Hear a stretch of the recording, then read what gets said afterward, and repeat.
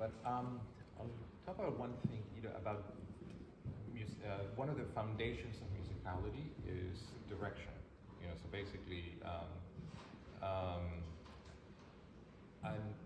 let's say an innately talented musician kind of recognizes that a phrase goes from a point and it goes somewhere. And then basically you always play with that idea in mind. You start here and then I'm going here. You're doing that, but you're not doing it everywhere. And of course that's when a innately talented musician has to learn. That's when we start developing experience, because some things are so self-evident and obvious, and from a musical perspective, and so we can apply our sense of direction well. But when things aren't so obvious and we're lost and we don't quite know what to do, and it seems to me that that's something that's kind of going on with you with this piece. And by the way, this is a very typical thing for all musicians, especially, and where we run into the most problems with this issue is when music is slow. Because it's difficult to create direction when music is slow and not alter the tempo. So that's one of those main problems in this piece. Okay, so the way to understand how direction goes with music is basically by understanding the idea that even though tempos and music can be slow or fast, the general sense of direction basically falls within same temporal parameters, meaning that if you have this amount of time and the music is going fast, there's a lot of music that you can go through and you can aim from here to here. But if all you have is one chord, that itself becomes the beginning and the end. Okay, so, and that's what you have at the very beginning. So, ram, there, so, and you don't need to think about where you're going next yet. You just need to be in the moment and play that chord, for example. Okay, so can we try that? Let's see. Okay, now, good. What are you trying to express here? What is this? It's kind of like the first chord is like capturing the moment, it's like a hook, and then the second part is like this waterfall that comes down. It's okay. Quiet. Okay, so good. That's great. So you want to capture, right? Bam. Right. The way you play it was. And so we need something a little bit more broad. Right? So what could you do? Can you think of something? Try it again. Play it. All right. Good. So I'll show you. If you were me, I would consider this, or how about we're playing there, or depending on what I'm looking for. Like say, for example, I want it to be brighter. Here we go. If I want it to be a little bit more this, so then instead. See, and of course, there's a difference in color in this case. I can't do the same with this, because in order to play fast with the nail, you have to play more on the surface. Okay. More on the surface of the nail means that the tone gets brighter, so that becomes. Yeah. So if I need it to be heavier, then I can't use my nail. See, and that. Okay. Now something else. Touch my left hand.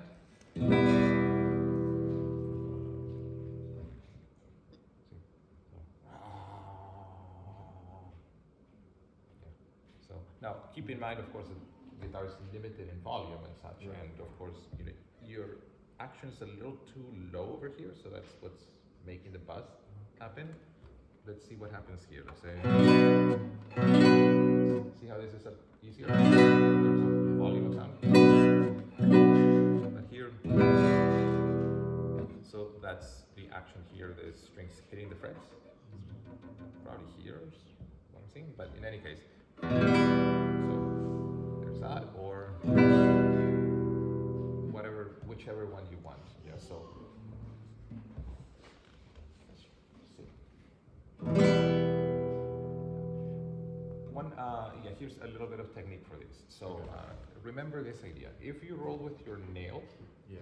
the roll has to be slower, like rum, not rum. Okay. That doesn't really work because of what I told you. The sound gets more naily. It's like, Okay.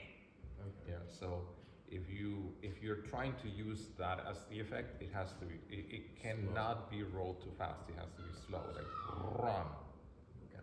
Now that in itself is a form of communication. I mean, you can communicate authority not by doing this rum, but rum. Okay.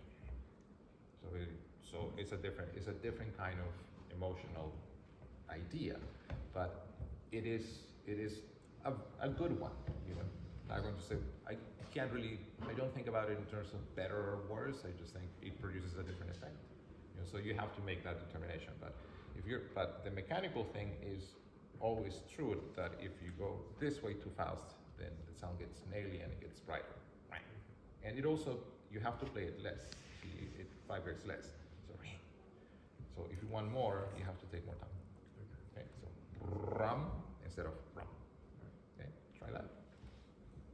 See what I mean? Yeah. Okay, let's try something else. Can we move your thumb more? Yeah, let's try that. That's probably going to be a little too strong. Yeah, using it's got this. You know, like something is bothering you. You know, so if you want to be more open about it, so then move about a thumb width toward the sound hole. Yeah. See, so now give it a little more, a little heavier. Too much. So a little less between those two. You're back in the other one. So try to see if you can partition. So you had one that was too soft, one that was too hard. Getting closer. Okay, good. Try that one more time. Okay. Now, another important thing about rolling chords is that basically the weight distribution should be heavy at the beginning, lighter, and then faster on the final string. So rum, which is not easy to learn. But there's a trick to it. You can partition that idea. You can go here. See, so when you practice it, don't go try to get it because it's going to be too confusing for the thumb. So you start with O,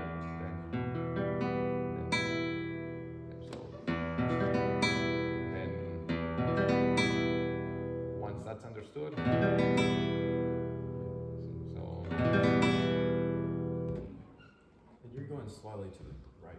You're starting here and you're going that way. Yeah. Yeah, that's a little too much, but because that was for so whatever direction you take is in relation to what you want. So if you want that's about there, but if you want there, then you go more to the right. If you want to be more neutral, try to stay more in line. See? Good. Funny enough, actually, I used to, the subject of rolling chords came up with students one time. And I just said, okay, let me ask you a question. Say we have a chord like this one, like 6 strings, we have to roll them. So in how many ways can we roll that chord? You know? And I said, well, there's like 2, 3. And meanwhile, I mean, I asked myself this question without actually knowing the answer, but I started like trying to figure out how many different ways you could actually roll a 6-note chord. And you know, it turns out that there are 19 different ways to do it. Okay, so, and what's interesting about them is that they're all ultimately different in some way. I mean, so it's not, the differences aren't exactly trivial. I mean, if you use one, you're going to get a certain emotional effect or a color, you know, and if you use another one, you get something else. So I started like enumerating them for them. Yeah, an example. So first of all, there are the thumb ones. So there's this one, and there's this one, and there's a hybrid, which is not used in so much much in classical music. It's used more in popular styles of guitar. But Segovia used it. It's strange, but if you're looking for something that sounds a little spooky, then that's actually a good one. So like say, so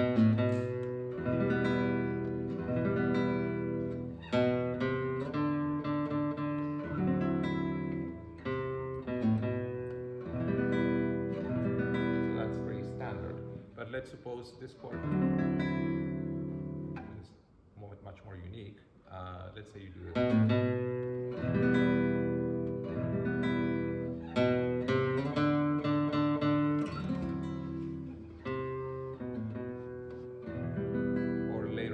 This one.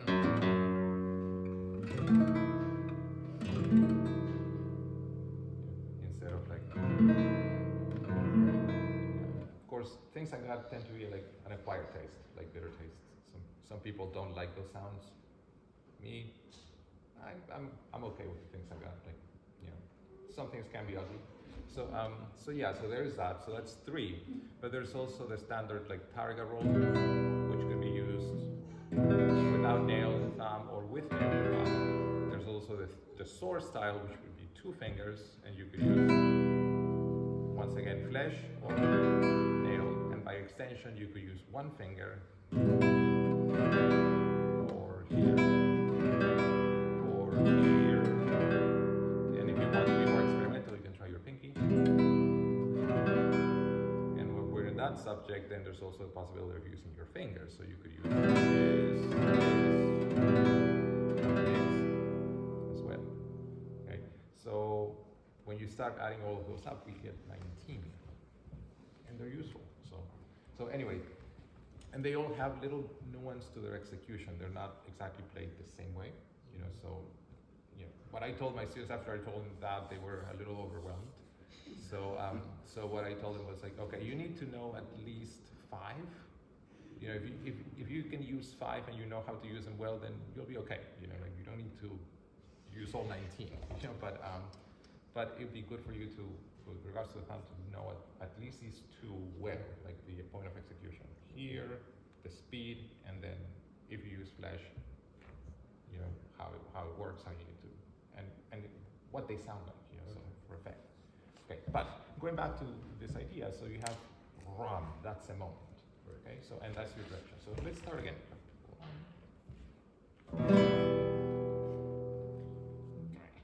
See, so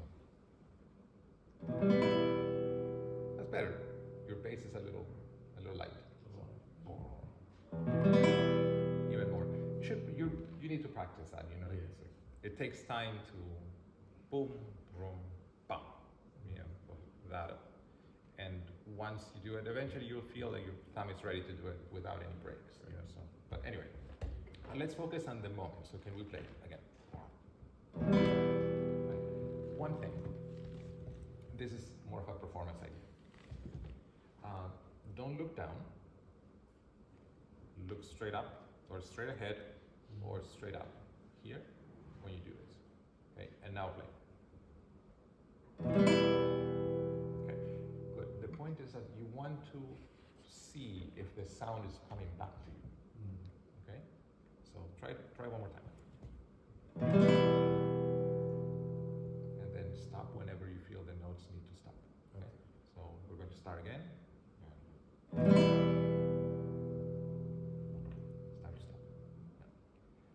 Good. So that's the idea of direction.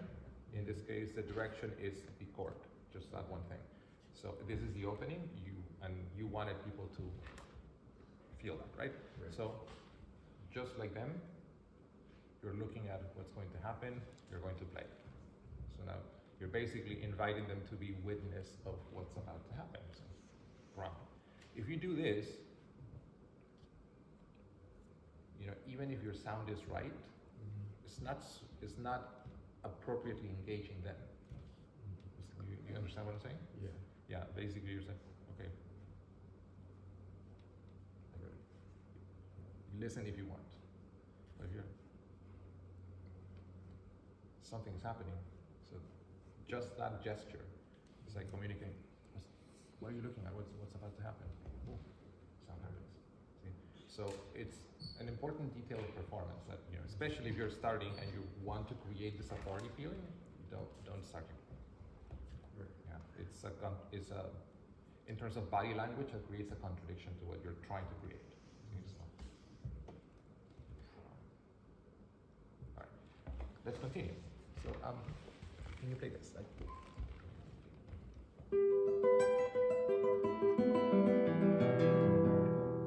Right, that's all of your direction, right? So, all the way there. Can you try that again?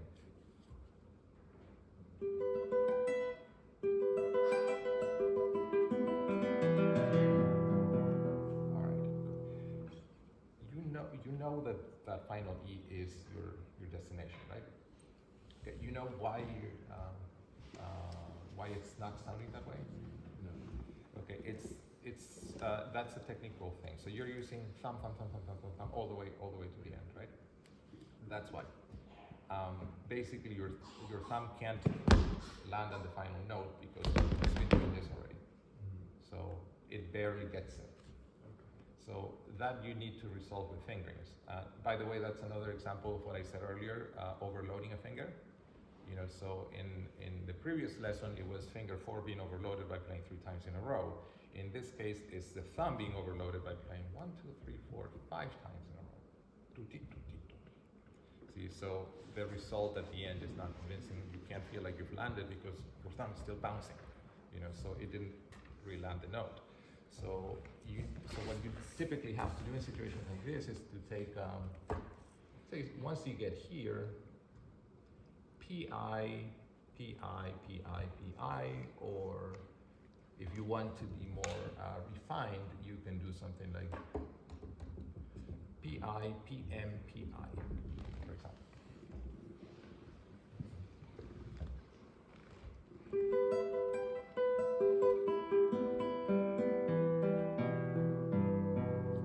P-I there too. Exactly. Yeah. So that softens the activity of the thumb. All right. Now, I wonder if we could fix,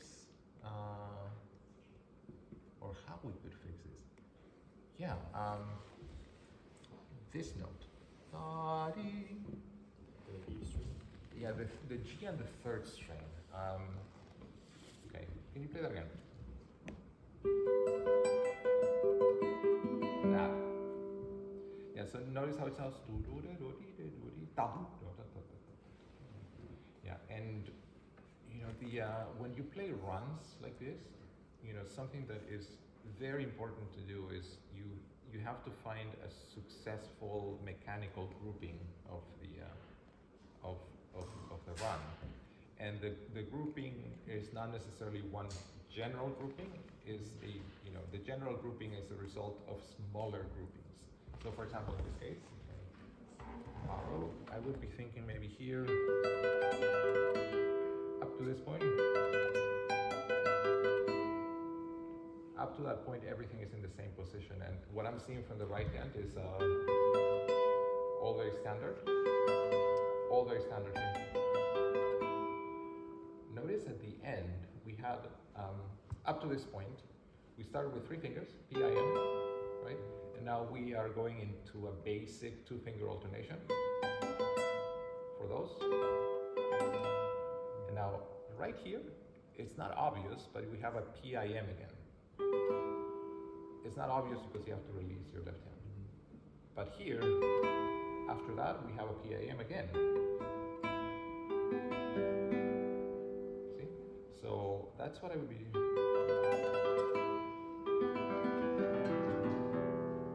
And then after that, it's same thing, P-I, P-I, P-I, or if you want to be more refined, P-I, P-M. So you're not using the 3rd finger. No. Although you could, let's say, something like that. Yeah. See, but which would be even more refined, So, yeah. But what I'm seeing is that you're doing, and you're seeing the grouping as a pair of fingers, like M and P,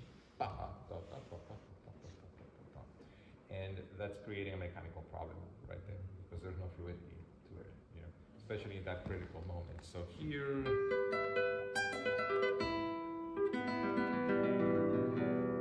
yeah, for the same reason, a reasonable option, actually I can think of two, would be so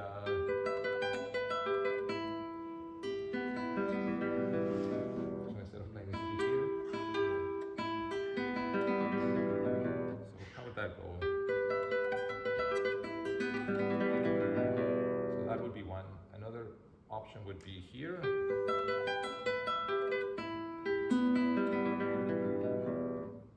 See, so what I did here,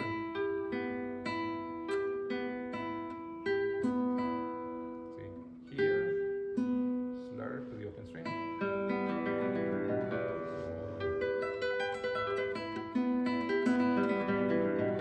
Of those, maybe if you use this one, you have to create a little pause, you know, something like that. If you want to keep it, that's perfectly fine as well. You know, so you can make some choices. But it's the idea here is to understand the groupings. You know, and the groupings here are more flexible. It's not always in pairs. You have 3 plus a sequence of 2 fingers alternating, then PIM, PIM, and then after that is PM, PI, PI, or P and a finger, basically, all the way to the end. So, So you're doing PI. yeah, exactly. You know, at the end, like I said, you could use, if you want to be super basic about it, PI is fine, PM is also fine. If you want to be more refined, you can use PM, PI, you know, in whatever order works, you know, so, yeah, but the point is that those types of runs, they need mechanical distribution that helps you run it. Right. Otherwise, you're always like kind of like running on 2 cylinders when you should be running on 6. You know, so yeah, so you have to kind of constantly change the you know, the mechanical functions in your hand depending on what you're seeing. So, okay, can you try this?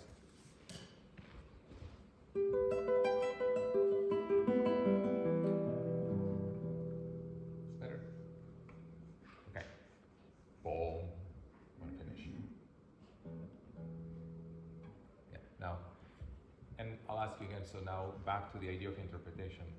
What's your idea with this run? It's so the first chord is like this bell that's just rung, right? Right. And then the run's just in the background slowly creeps in, and then the bell goes away, and you just hear this cascade of notes come down, and then it ends with the yeah. Okay, good. So, bam.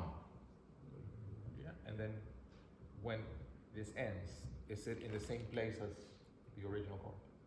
Ram. Kind of replaces it. It replaces it. Okay, so that means that that final E has the value of that chord, right? So, ram. Rom. Right? And that's what I mean, like that's right, that's what I'm not. That needs to be strong. Exactly. Yeah, basically, so you're doing this, now you're taking it, right? So, can you do that again? Here we go. And now you can continue. That's okay. Yeah.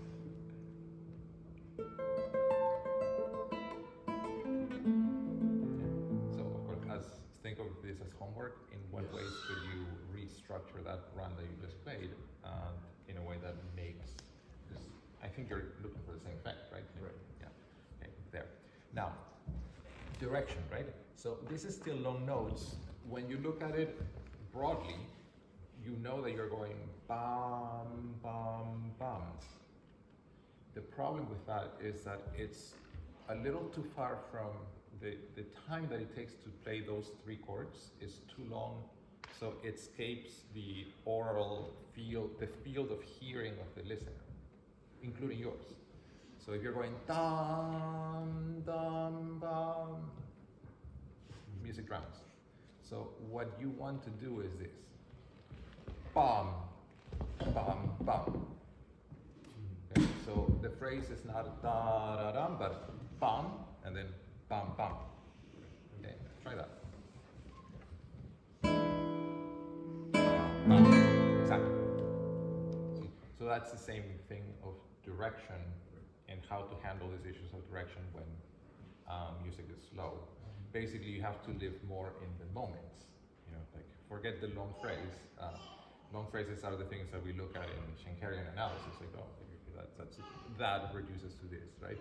But from a player's perspective, then you have to consider the length of time that music is going to run. If it's too slow, then you have to focus on the moment. Okay, so anyway, so along the same lines, so all of this is basically the same kind of thing, right? Now, can you play this? Boom. We have the dominant at this point, boom, and then.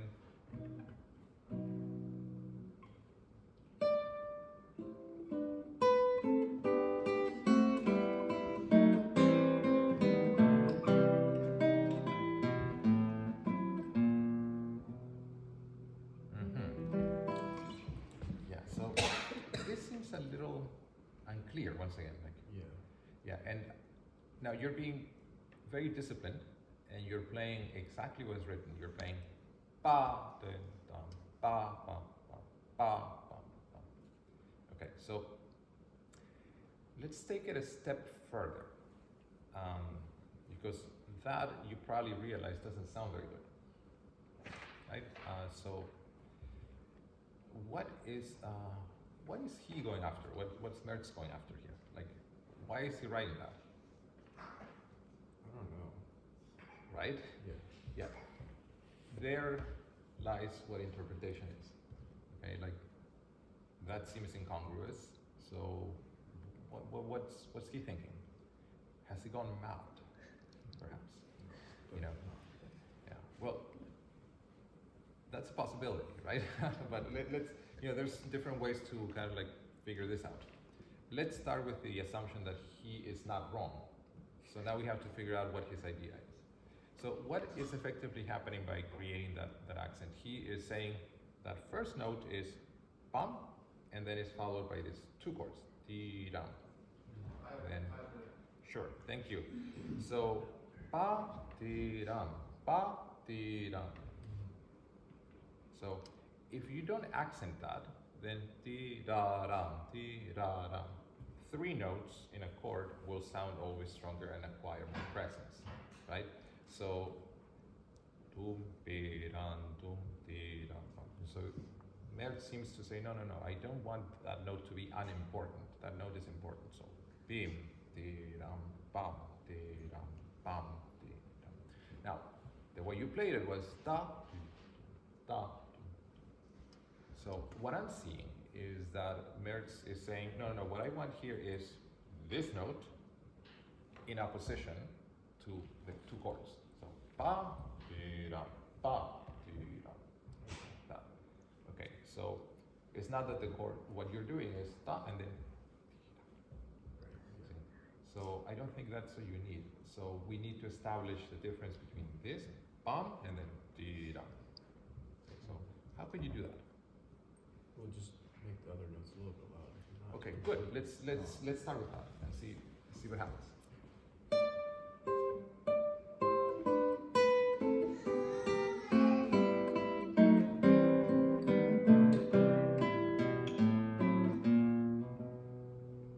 Okay, so now the problem is that you make the notes stronger, but now that accent is no longer there, right?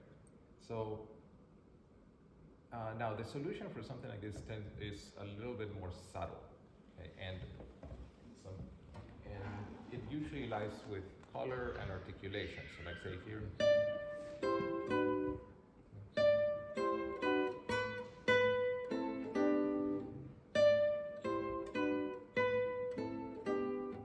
Okay, see, instead of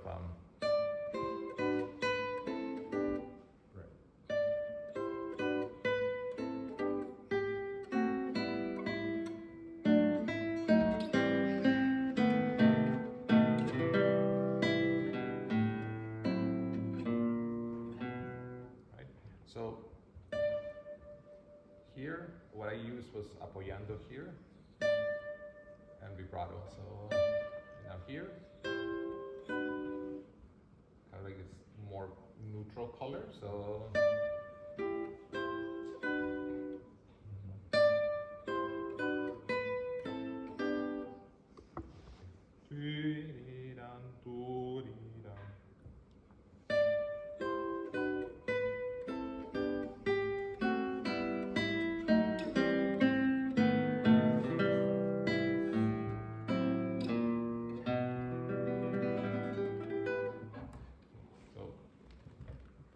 things like that are really quite difficult to work out, you know. So, but let's give it a try. So, B. Yeah. So the apoyando first. Can we? Apoyando is resting on the next string, right? So. Okay. Now a little more directly. Like, ba. Okay. Yeah. So yeah, you need to go more on a diagonal when you do that. Then From this. from the other way. The other way. So from that way, exactly. So because of the way your nail is shaped, going directly is going to make a really bright point on top. So you need to slide this way. Just for context, here's the sound hole this way. Right. Now that can be done the way you're doing it, which is hand turn, or it could actually be done just with a finger, which is a closing of the finger.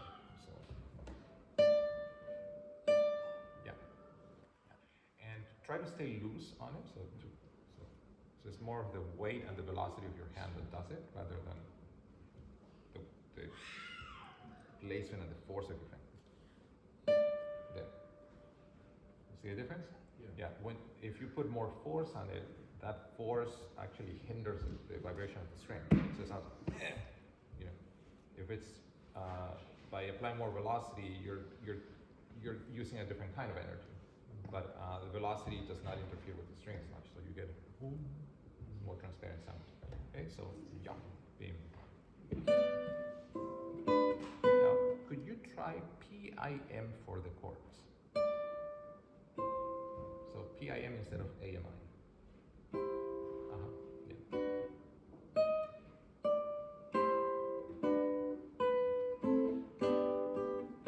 good. Now, why don't you try Empress stroke for the first note, and then PIM for everything. D, B, ba.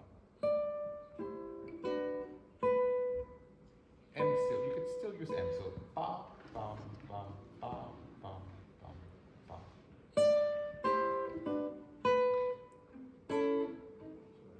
No problem.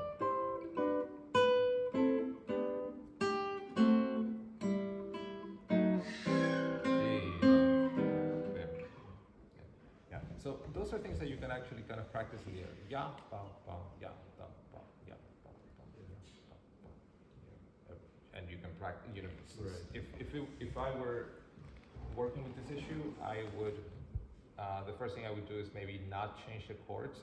I would create an exercise, and the exercise would be the same thing, but I would not change the notes in the left hand. I would say start with maybe here.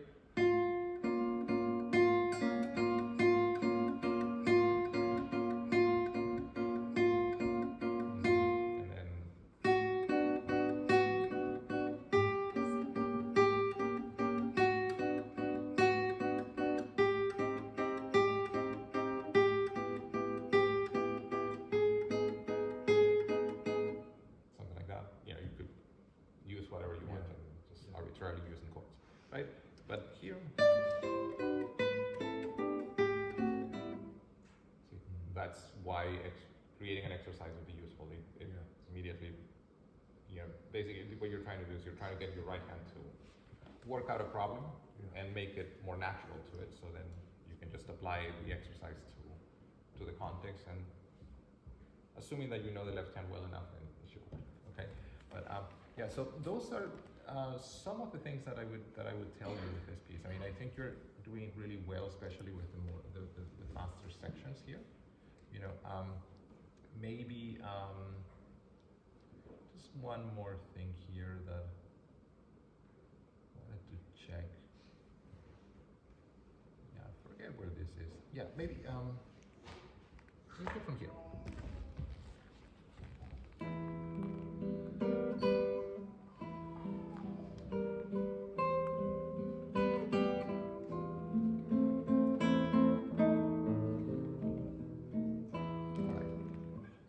After. I feel like it's like prepping for this part here. Right. Yeah, but think about it in terms of musical direction again. Right. Yeah. So the notes are faster here, but they're not all that fast. So the line is do do di di di da da. No do do di di da da da da. Yeah. So that's the overall, but that's too long. So try to once again focus on the moment. Da dum bum bum, da da ba, dum dum, bidi ba bum, bum bum, bum bum bum. Okay.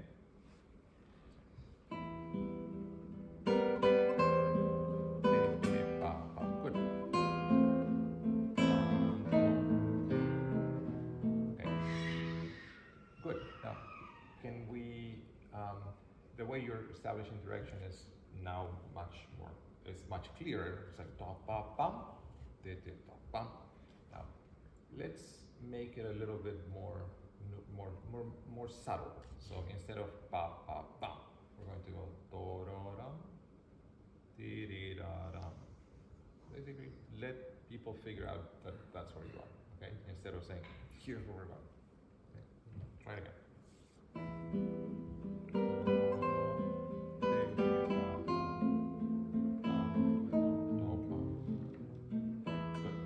See how that was Yeah. much easier, right? Now, at the end, the direction is in the bass. Right. Okay, so let's make that a point.